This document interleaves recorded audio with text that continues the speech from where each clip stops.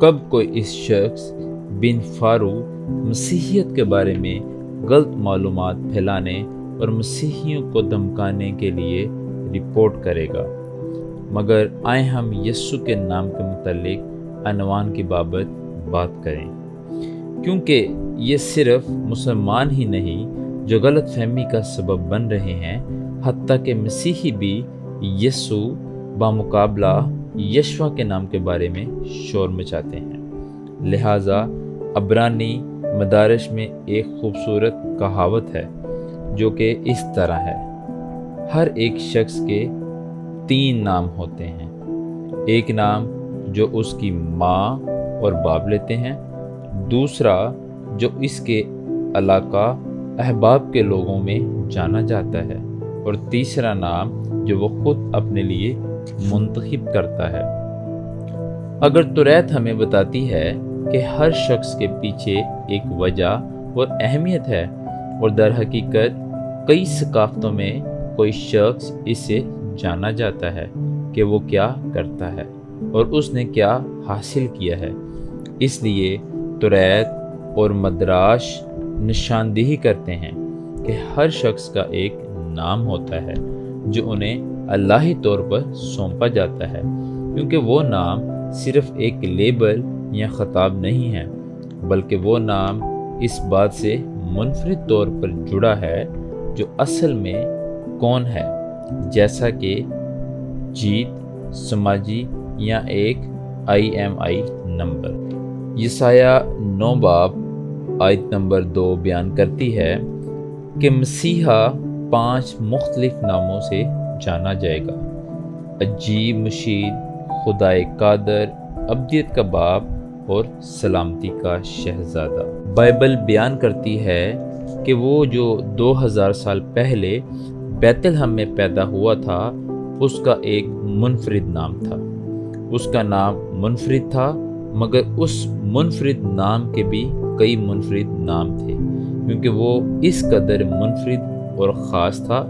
یسایہ 8 باب اور 12 آیت بیان کرتی ہے کہ یہ شخص ایمانویل کہلائے گا، اور یہ سب سے زیادہ منفرد نام ہے، کیونکہ یہ نام اہل خدا ہے جو ہمارے ساتھ ہے۔ لوکا کی انجیل باب نمبر 1 اور آیت نمبر 31 میں لکھا ہے: فرشتہ نے مریم سے کہا کہ تم اس کا نام عیسیٰ رکھو گے، لیکن فرشتے نے یہ بھی کہا کہ وہ سب سے اعلیٰ کا بیٹا کہلائے گا۔ لوکا کی انجیل باب نمبر 1 اور آیت نمبر 21 میں لکھا ہے: فرشتے نے یوسف سے کہا کہ تم اس کا نام یسوع رکھو گے، کیونکہ وہ اپنے لوگوں کو ان کے گناہوں سے بچائے گا جو اس پر ایمان لائے گا۔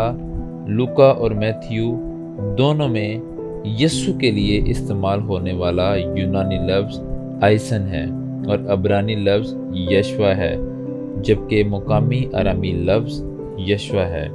فلپیوں باب نمبر 2 اور آیت نمبر 9 یہ کہتی ہے کہ یہ نام اعلیٰ کے بیٹے کو دیا گیا ہے۔ ہر نام ایک اعلیٰ ہے۔ اعمال باب نمبر 2 اور آیت نمبر 12 میں بیان ہے کہ اس شخص کا نام ہی واحد ہے جو انسانیت کو نجات دے سکتا ہے، لیکن رومیو کی کتاب اس کا باب نمبر 10 اور آیت نمبر 13 میں بیان کیا گیا ہے کہ ایک بہت ہی انوکھی بات ہے کہ جس میں کہا گیا ہے کہ جو بھی اس کا نام کو پکارے گا وہ نجات پائے گا۔ کوئی بھی مطلب ہو، اور ہر ایک کا مطلب ہر ملک کے لوگ، ہر ثقافت اور ہر رنگ کے لوگ، جو بھی اس کا نام پکارے گا وہ نجات پائے گا۔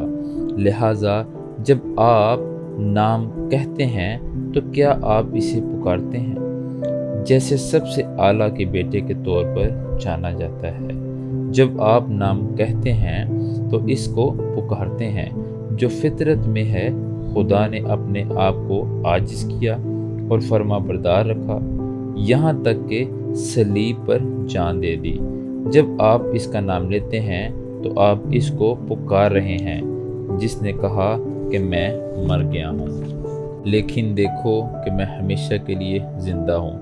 خواہ تم اسے یسوع کہو، چاہے تم اسے یشوع کہو، چاہے تم اسے عیسیٰ کہو، चाहे तुम इसे यसु कहो, इसके नाम से पुकारो और तुम बच जाओगे। इस पर ईमान लाओ और उसके नाम को पुकारो और उसके नाम से हिजरत करके भाग जाएंगे। अपनी ज़ुबान में आला तरीन के नाम के बेटे पर यकीन लाओ, जहाँ से भी तुम हो, और तुम और तुम्हारे घर वालों को निजात मिलेगी। और मैं इसका ज़िंदा गवाह हूँ। 1994 में मैं मर गया था, लेकिन मेरे वालिद ने यीशु के नाम पर दुआ की और मुझे दोबारा ज़िंदा किया, और यही वजह है कि मैं आज ज़िंदा हूँ और ईसा के नाम की वजह से ज़िंदा हूँ। हमारी मज़ीद वीडियो देखने के लिए हमारे यूट्यूब चैनल और फेसबुक को देखें, और अपनी गलत फहमी दूर करने के लिए हमारे इस जीमेल और हमारे इस व्हाट्सएप नंबर पे रब्ता करें।